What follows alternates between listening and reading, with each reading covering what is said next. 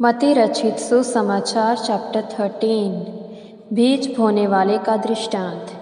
उसी दिन यीशु घर से बाहर निकलकर झील के किनारे जा बैठा और उसके आसपास एक विशाल जनसमूह एकत्रित हुआ। अतः वह नाव पर चढ़कर बैठ गया और सारा जनसमूह किनारे पर ही खड़ा रहा। उसने ये कहते हुए उनसे दृष्टांतों में बहुत सी बातें कही। देखो, एक बोने वाला बीज बोने निकला। बोते समय कुछ बीज मार्ग के किनारे गिरे और चिड़ियों ने आकर उन्हें चुग लिया। कुछ पथरीली भूमि पर गिरे जहाँ उन्हें अधिक मिट्टी नहीं मिली, और गहरी मिट्टी न होने के कारण वे शीघ्र उग आए। परंतु सूर्य उदय होने पर वे झुलस गए और जड़ ना पकड़ने के कारण सूख गए। और अन्य बीज कंटीली झाड़ियों में गिरे और झाड़ियों ने बढ़कर उन्हें दबा दिया। परंतु कुछ बीज अच्छी भूमि पर गिरे और फल लाए, कोई 100 गुना, कोई 60 गुना और कोई 30 गुना। जिसके पास कान हो वे सुन ले। दृष्टांत क्यों? चेलों ने आकर उससे कहा, तू क्यों उनसे दृष्टांतों में बातें करता है? उसने उन्हें उत्तर दिया, तुम्हें यह प्रदान किया गया है कि स्वर्ग के राज्य के भेदों को जानो, परंतु उन्हें नहीं। क्योंकि जिसके पास है उसे और भी दिया जाएगा और उसके पास बहुत अधिक हो जाएगा, परंतु जिसके पास नहीं है उससे वह भी जो उसके पास है ले लिया जाएगा। इसलिए मैं उनसे दृष्टांतों में बातें करता हूँ, क्योंकि वे देखते हुए भी नहीं देख पाते और सुनते हुए भी नहीं सुन पाते, और ना ही वे समझते हैं। और उनके संबंध में यशाया की यह भविष्यवाणी पूर्ण होती जा रही है, अर्थात तुम सुनते तो रहोगे पर ना समझोगे, और देखते तो रहोगे पर तुम्हें सुझाई ना पड़ेगा।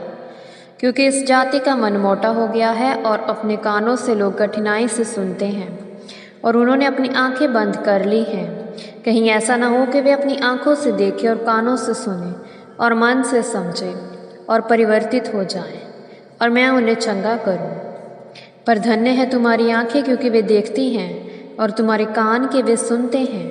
क्योंकि मैं तुमसे सच कहता हूँ कि बहुत से नबियों और धर्मी पुरुषों ने चाहा कि जो कुछ तुम देख रहे हो उसे देखो, परंतु ना देख, और जो कुछ तुम सुन रहे हो सुनो, पर ना सुना।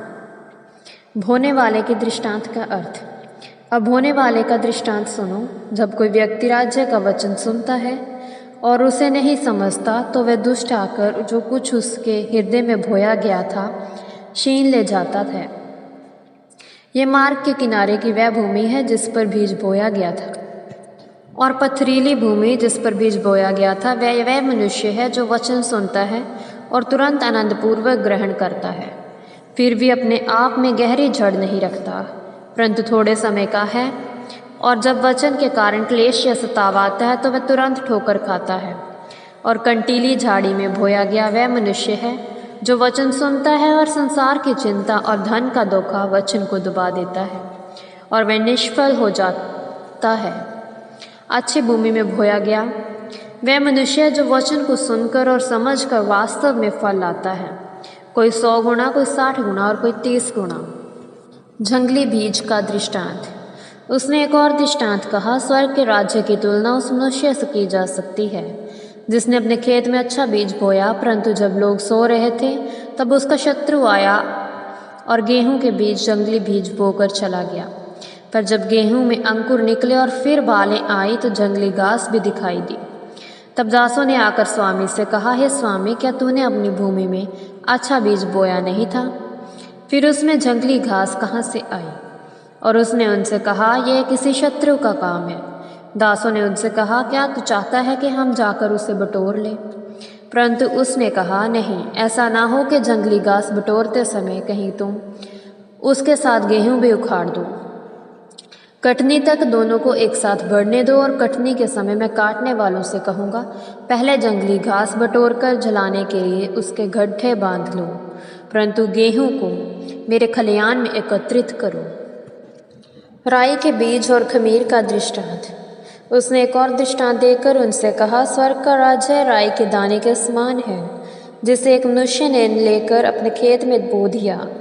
यह अन्य सब धानों से छोटा होता है, परंतु पूर्ण बढ़कर बगीचे के सब पौधों से बड़ा हो जाता है और ऐसा वृक्ष बन जाता है कि आकाश के पंछी आकर उसके ढालियों पर बसेरा करते हैं।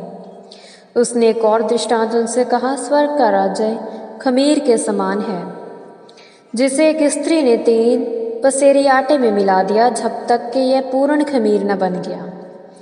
यीशु ने यह सब बातें भीड़ से दृष्टांतों में कही और वह दृष्टांत के बिना उनसे कुछ नहीं कहता था, जिससे कि नबी द्वारा जो वचन कहा गया था वह पूरा हो। मैं दृष्टांतों में बोलने को अपना मुंह खोलूंगा, मैं उन बातों को कहूंगा जो जगत की सृष्टि से गुप्त थी। जंगली बीज के दृष्टांत की व्याख्या। फिर वह भीड़ को छोड़कर घर आया, तब चेले उसके पास आकर कहने लगे, खेत के जंगली घास का दृष्टांत हमें समझा दें। उसने उत्तर दिया, जो अच्छा बीज बोता है वह मनुष्य का पुत्र है। खेत तो संसार है। अच्छे बीज राज्य की संतान है, जंगली बीज दुष्ट की संतान है, और शत्रु जिसने उन्हें बोया वह शैतान है। कटनी इस युग का अंत है और फसल काटने वाले स्वर्गदूत हैं। जिस प्रकार जंगली घास बटोर कर आग में जला दी जाती है, उसी प्रकार युग के अंत में भी होगा। मनुष्य का पुत्र अपने स्वर्गदूतों को भेजेगा, जो उसके राज्य में से सब ठोकर के कारणों तथा कुकर्मियों को एकत्रित करेंगे और उन्हें आग के भट्ठे में डालेंगे। वहाँ रोना और दांत पीसना होगा। तब धर्मी अपने पिता के राज्य में सूर्य के समान चमकेंगे। जिसके कान हों वे सुन लें। गुप्त धन और अमूल्य रत्न। स्वर्ग का राज्य खेत में छिपे हुए धन के समान है, जिसे किसी मनुष्य ने न पाया और छिपा दिया, और उसके कारण आनंदित होकर उसने अपना सब कुछ बेच दिया और उस खेत को मोल ले लिया। फिर स्वर्ग का राज्य सच्चे मोतियों को खोजने वाले एक व्यापारी के समान है। जब उसे एक बहुमूल्य मोती मिला तो उसने जाकर अपना सब कुछ बेच दिया और उस मोती को खरीद लिया। जाल का दृष्टांत। फिर स्वर्ग का राज्य उस महाजाल के समान है जो समुद्र में ढाला गया और हर प्रकार की मछलियों को समेट लाया। और जब जाल भर गया तो लोग उसे तट पर खींच लाए, और उन्होंने बैठकर अच्छी मछलियों को 2 टोकरियों में इकट्ठा किया, परंतु बेकार मछलियों को फेंक दिया। इस युग के अंत में ऐसा ही होगा। स्वर्गदूत आकर दुष्टों को धर्मियों से अलग करेंगे और उन्हें आग के भट्ठे में डाल देंगे, जहाँ रोना और दांत पीसना होगा। क्या तुम्हारी समझ में ये सब बातें आ गई? उन्होंने उसको उत्तर दिया, हाँ। और उसके उनसे कहा, इसलिए प्रत्येक शास्त्री जो स्वर्ग के राज्य की शिक्षा पा चुका है वह गृहस्थ के समान है, जो अपने भंडार से नई और पुरानी वस्तुएं निकालता है। और ऐसा हुआ कि जब यीशु ये सब बातें दृष्टांत में कह चुका तो वहाँ से चला गया।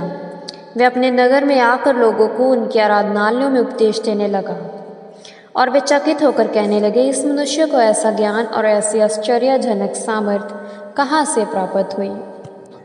क्या ये भड़ी का पुत्र नहीं? क्या इसकी माता का नाम मरियम और इसके भाइयों के नाम याकूब, यूसुफ, शमौन और यहूदा नहीं? और क्या इसके सब बहनें हमारे बीच में नहीं रहती? तो इस मनुष्य को यह सब कहाँ से प्राप्त हुआ? और उसके कारण लोगों को ठोकर लगी। पर यीशु ने उनसे कहा, अपने नगर अपने घर ही में नबी का निरादर होता है, और लोगों के अविश्वास के कारण उसने वहाँ सामर्थ्य के अधिक कार्य नहीं किए। यह प्रभु की वाणी है। ईश्वर को धन्यवाद।